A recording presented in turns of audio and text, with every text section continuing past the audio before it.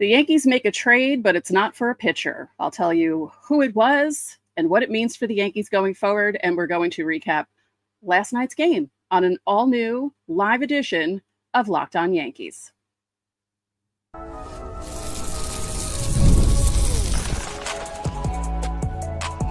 You are Locked On Yankees, your daily New York Yankees podcast. Part of the Locked On Podcast Network, your team every day. Welcome to Locked On Yankees, which is part of the Locked On Podcast Network, your team every day. Thank you for making us your first listen every day. I'm Stacey Gotsulias. I've been hosting the show for 7 years now. I hit my 7th anniversary this week. That's nearly the entirety of Aaron Boone's tenure, and it's been an interesting 7 years hosting this show. Today's episode is brought to you by Gametime. Download the Gametime app, create an account, and use code LOCKEDONMLB for $20 off your first purchase. Before we get started, don't forget, subscribe to Locked On Yankees on whichever podcasting platform you prefer. Subscribe to our channel on YouTube, like our videos, hit the bell so you know when those videos go up. We also have a TikTok page. If you're there, you can follow us at LockedOn_Yankees. So on today's live edition of Locked On Yankees, we're previewing Game 3 of the Rays-Yankees series. We're going to discuss what it could mean for the lineup if Judge can't play the outfield when he comes back, and what's going to happen in the interim because the Yankees made a trade. Not too long before I came on the air, the Yankees made a trade with the White Sox for Austin Slater, and they gave the White Sox right-handed pitcher Gage Zeal, who was drafted by the Cubs. He was the number 18 prospect for the Yankees. And we'll talk more about this trade in segment 2 because it ties into the discussion of segment 2, but no pitcher yet. And if something happens while I'm live, please let me know in the comments because I'm busy doing a show. So let's talk about last night because Anthony Volpe is a problem. I know he did a good job offensively, but he is still a really big problem defensively.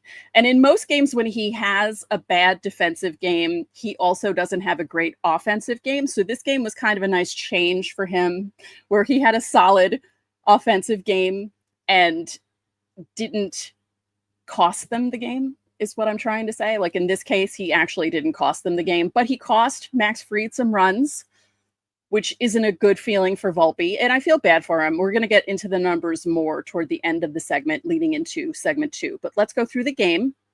Max Fried, 6 2/3 innings, 4 runs, 2 of them earned, 4 hits, 2 walks, 9 strikeouts. One of those hits was a home run.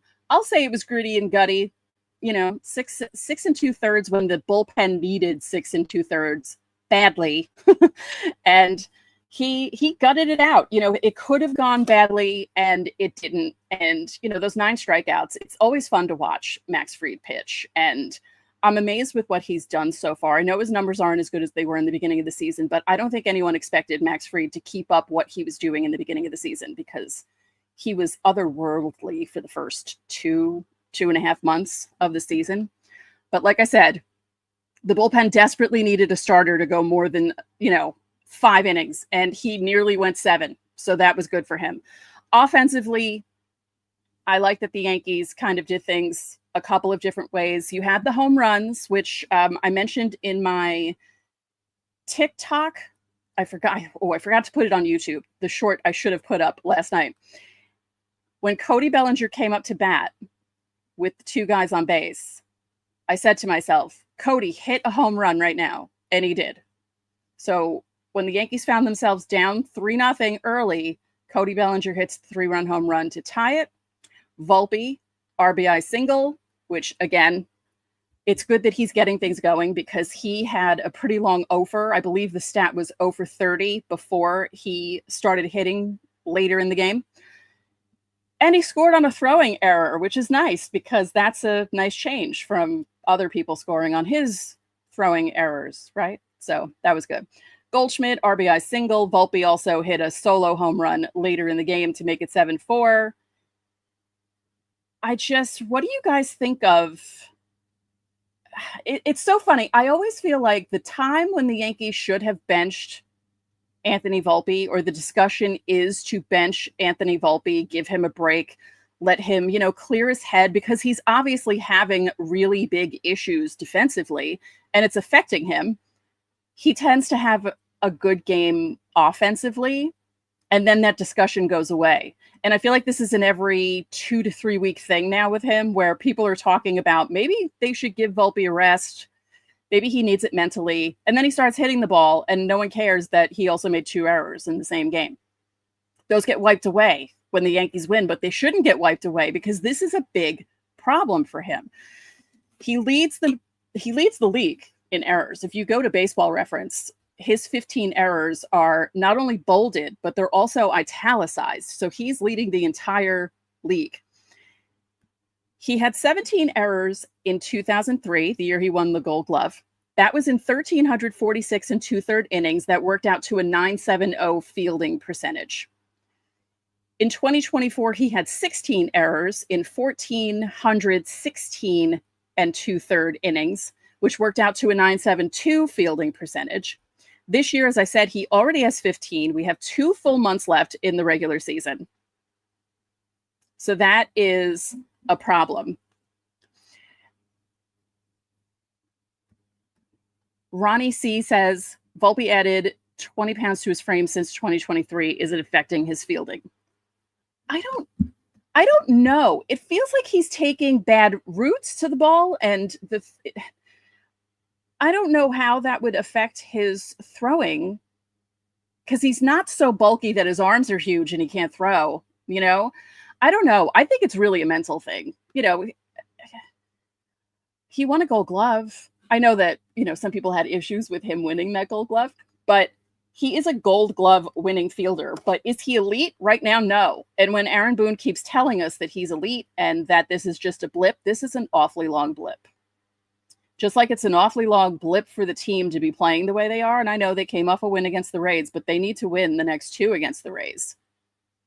It's good that they took advantage of the Blue Jays losing 2 games to the Orioles on Tuesday in a doubleheader, and one of them by a lot of runs. I don't know what was going on there, but for some reason, the Blue Jays have trouble with the Orioles, no matter how good or bad the Orioles are playing. So that helped the Yankees yesterday when the Yankees won. So they're only 4 games behind the Blue Jays instead of 5.5. So that's good. But back to Volpe. I really don't know if I don't think it's the bulk. I think it's a mental thing. I think things snowball when you make mistakes. And this just happens to be a bad year for him because, as I said, he already has 15 and there's 2 months left in the season. And yeah, Matt Vincelli says that it seems like he's trying too hard. He needs to take, I agree with this. Because what happens is, and if you work a job, you know this, because when I used to work in an office, there was one station that I always made mistakes doing their orders. And it was just that one station, because you make a mistake once and it kind of builds. And for some reason, with that one station in Baltimore, I kept having issues. Every other station, the 30 other stations I worked with, not an issue. And it feels like the same thing with Volpe. Like there's one thing that he has an issue with, and it just keeps snowballing for him. So I think that he needs a couple days off. They really need to work on him with getting on base, because he made things happen in last night's game. They need more of that with him. He can't have a 282, if that's the right number, because I saw it earlier, on base percentage. If you're a player like Volpe and you're not necessarily hitting for power all the time, and you're known better or known more for running the bases, or you should be, you should have a better on base percentage and try to get on base however you can. Don't try to kill the ball every time you're up at the plate. Like, sure, sometimes it helps, but there are other times where he goes up to the plate and he's just completely lost. And, guys in front of him will walk and he'll swing at the first pitch, and either he pops up or grounds out or does something like that. So I'm hoping that the Yankees do rest him at some point. Like, I hope it doesn't get worse, because even in a positive offensive game, he had a negative defensive game. So they have to do something about that. And I really do think he needs the day off. I know there's a day off next Thursday, but that's next Thursday. They have a bunch of games in a row here that he's not going to sit. They're not going to sit him. So I don't know. I don't know what the solution is. I don't think, and there are other people who are saying they should demote him, put him down in AAA. I don't know about that, because that will help. That won't help his mental state at all. Giving him a few days off will, but sending him back down to the minors, I don't think that'll work. So we'll see what they do. All right. Don't forget, subscribe to the channel, hit the like button on our videos, hit the notification so you know when our videos go up. You can also join the Locked On Yankees Insiders Club. The link is in the description. You'll get text from us. You can text us questions, comments, reactions to trades, like the one that happened before I started recording the show. You can react to signings in the off season. We send out the lineups during the season, any roster moves that are made, and breaking news, so you don't have to check social media. There is a 14-day free trial. So coming up, discussing the state of the outfield with Judge out and how his injury could affect the team for the remainder of the season, and how the new trade acquisition fits into all this. So we're going to talk about that next.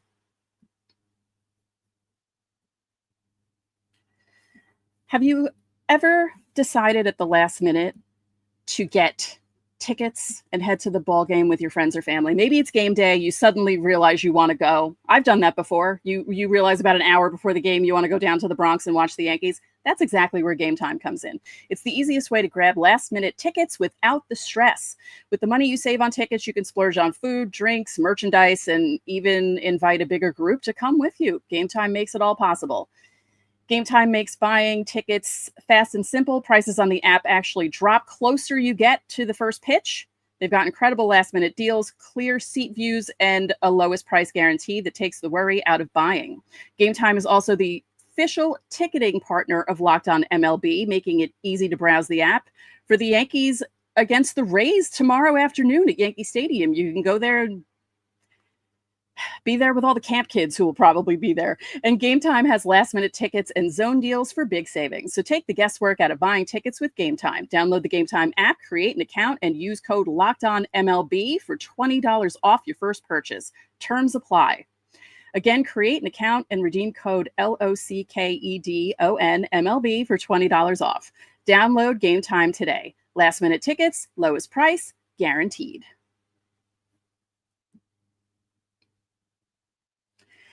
And to our friends who watch us on YouTube who are not yet insiders, this is how you leave questions for our Fan Mail Friday special that we do every week.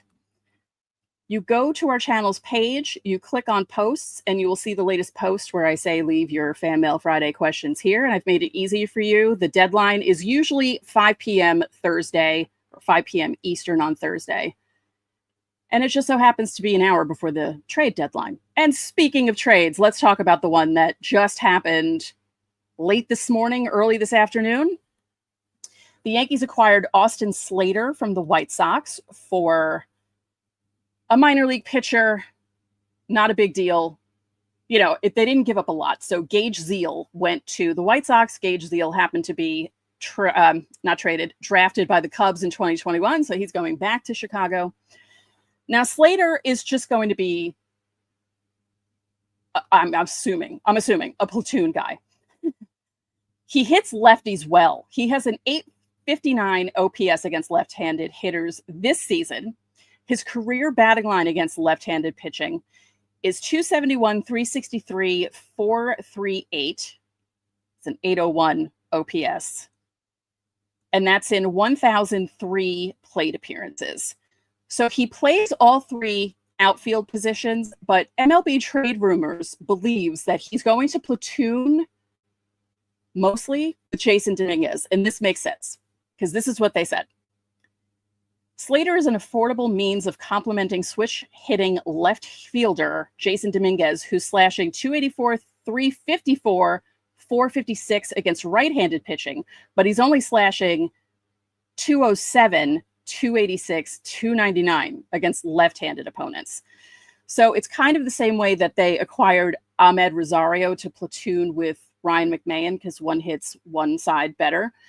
Slater could do the same thing with Dominguez. Now he plays all three outfield positions. So if Trent Grisham needs a spell because he doesn't hit right-handed pitchers well, you can have Slater go in for him. By the way, I didn't realize this, but Trent Grisham is only hitting 182 against right-handed pitchers, which is odd because there are some games where he is in there against right-handed pitchers, and Jason Dominguez isn't, but Jason Dominguez is hitting 207. Not that that's much better, but it's better than 182. Does that make any sense to anyone else? Because it doesn't make sense to me. So what does this mean for the lineup? Because here's the thing. Judge might come back from his elbow injury, and he might not be able to play the field. And I know that they are thinking about putting Stanton in the outfield because you can't sit Stanton for an extended period of time. You have to have him playing, whether that's DH or whether you throw him out in the outfield like it's a beer league softball game and you hope that no one hits the ball to him in right field. And I know he was working out at the stadium doing drills in right field. But they have the extra protection now with Slater. But again, it's like they have too much now because you have Rice who can DH, you have Stanton who can DH, you have Dominguez who can DH. You even have Grisham who can DH, depending on the handedness of a pitcher. If it's a lefty, that would be better. Or even Goldschmidt, because sometimes Goldschmidt needs a spell and, maybe Boone doesn't want to take him out of the lineup, so he puts Ben Rice at first base. It feels like they have too much now to work with, especially when Judge comes back. I'm saying when. I'm expecting him to come back on time, but I'm not expecting him to play the outfield. I think he's going to be a DH the rest of the way. And there's no reason to sit Aaron Judge unless he's not feeling well because he's the best hitter on the team. So it's really like almost like a catch-22 in a way. Like, how do you figure out what to do with Stanton? Because you definitely can't put him in left field. You can't put him in center field. It has to be right field. So some of the other outfielders they're not really affected by this. You can always put Cody Bellinger in center field if you want to put Stanton in right, put Dominguez in left, or put Slater in left, or Bellinger in left, Slater in center, Stanton in right if you need him. I think the biggest issue that the Yankees have with the trade deadline, only just over 24 hours. Was it 29-ish hours away now at this point as I'm recording this at 1:18 p.m. on Wednesday? They need pitching. The outfield, I think, will work itself out, but they need pitching. Whether it's a reliever or even another starter. I know Luis Gil's coming back, but I don't want them to do the thing that most Yankee fans can't stand when they say, oh, it's just when a guy comes back around the trade deadline from being injured, it's just like making a trade. It's not. It's just a guy coming back from injury. You still need pitching. I think they need more relief pitching, but I think they might need both. They might need one reliever, one starter, because they need starters who can last. I said it in segment 1 with Max Fried. He gave you 6 2/3 innings. It was a bit of a grind for him, but he saved the bullpen last night because all you had was Loaizaga and Williams go in. You didn't have one of these games where the starter only lasts 4 1/3 and you have to have, 6 guys pitching, especially with this stretch of games that I mentioned earlier. They're playing straight through and don't have an off day until next Thursday. And they're playing the Marlins. Then they're going to Texas after that. So it's not easy. People will think, oh, it's the Marlins. Well, they've actually been playing okay lately. So it's not just the Marlins. It's not just the Rangers. The Yankees have a lot of things to think about. So to recap, Austin Slater traded to the Yankees, thinking he's going to platoon with Dominguez and then just be one of those guys who comes in, when a lefty pitcher is on the mound and he can play all 3 outfield positions. So they didn't give up a lot to get him. It kind of was a move that people weren't expecting. And I think that between now and the trade deadline in 28-ish hours now, the Yankees have to at least make one pitching move, whether it's a starter or a reliever. That is imperative. That has to happen. They can't go into the rest of the season without adding to the pitching staff because They just can't. All right, so coming up, we're going to preview Game 3 between the Rays and the Yankees, and I'll give you some news from around the league. Some things got chippy last night between Texas and the Angels, so I'll tell you all about that next.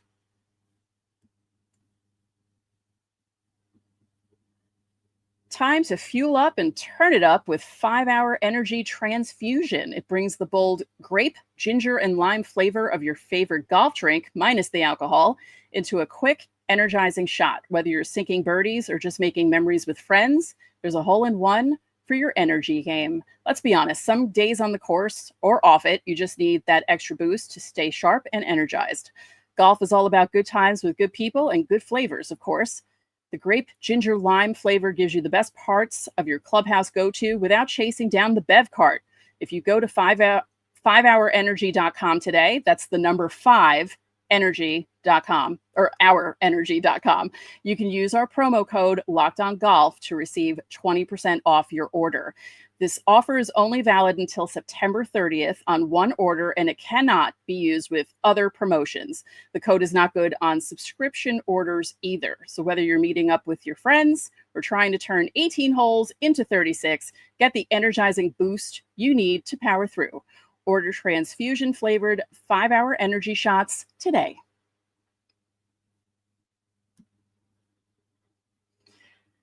Not only do we cover your team every day, but we're now giving you instant updates after every single game. Check out the Locked On Yankees postcast hosted by Jay Berman right here on the Locked On Yankees podcast feed, as well as streaming on our YouTube channel. Get rapid reaction to all the biggest moments with the Locked On Yankees postcast.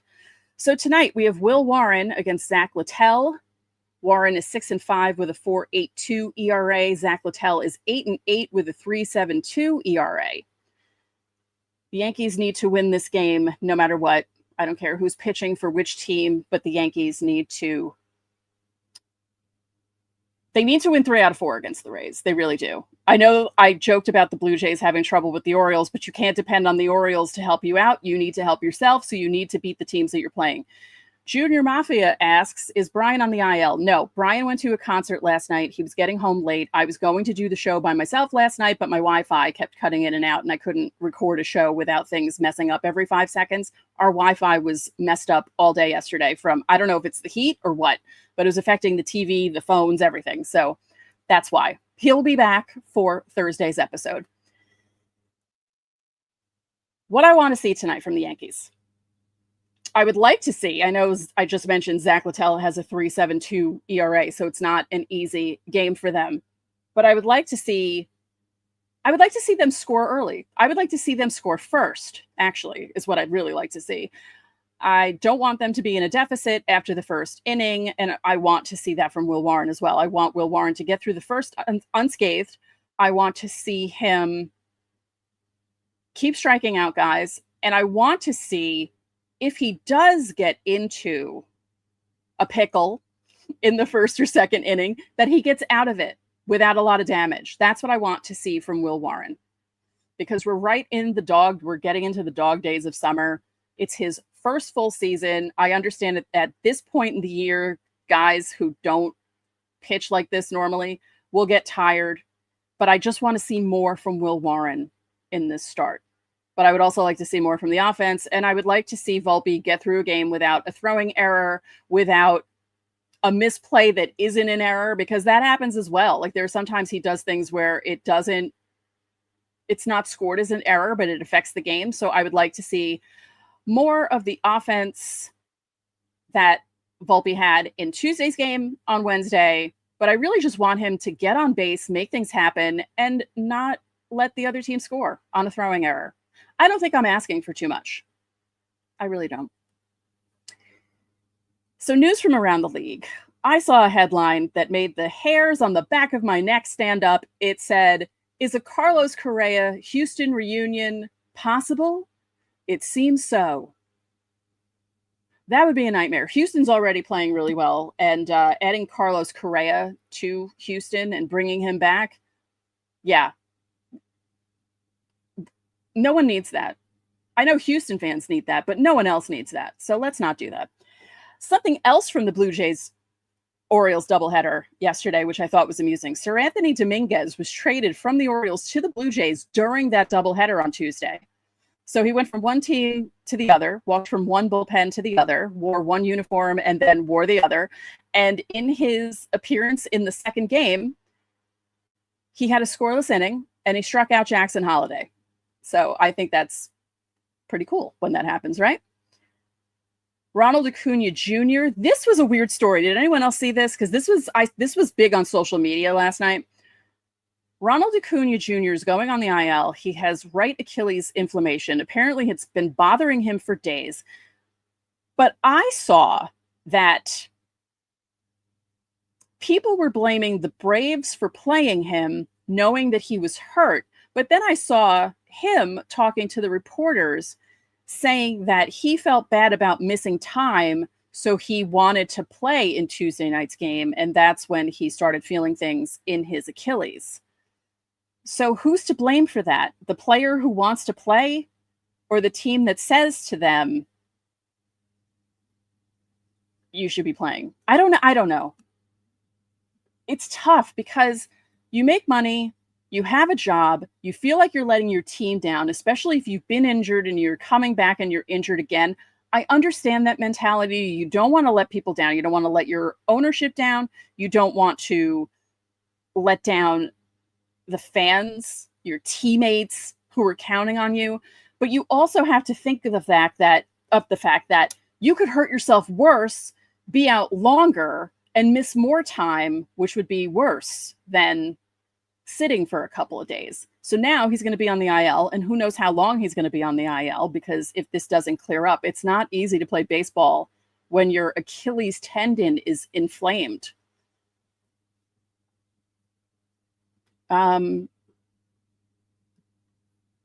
What is your take on Austin Slater, Stacey with an E? Thank you for that Stacey with an E thing. I actually had that in my high school yearbook, senior year. My mom put that in her message for me. I think it's a solid move. It's not a move I expected, but I like having that extra cushion there in the outfield and having someone who can hit left-handed pitching when you have both Dominguez and Grisham not doing it. So I think it's a solid move. They just need to make more moves. That can't be, I don't think it will be, but it can't be the only move that they make between now and tomorrow at 6 p.m. Let's hope not. And our final story, things got chippy in the Angels-Rangers game on Tuesday night after Mike Trout got hit with a pitch. The bench is cleared because it wasn't just because it was Trout. It was because he was the fourth batter hit by Rangers pitching in the game, and Zach Neto was hit right before him.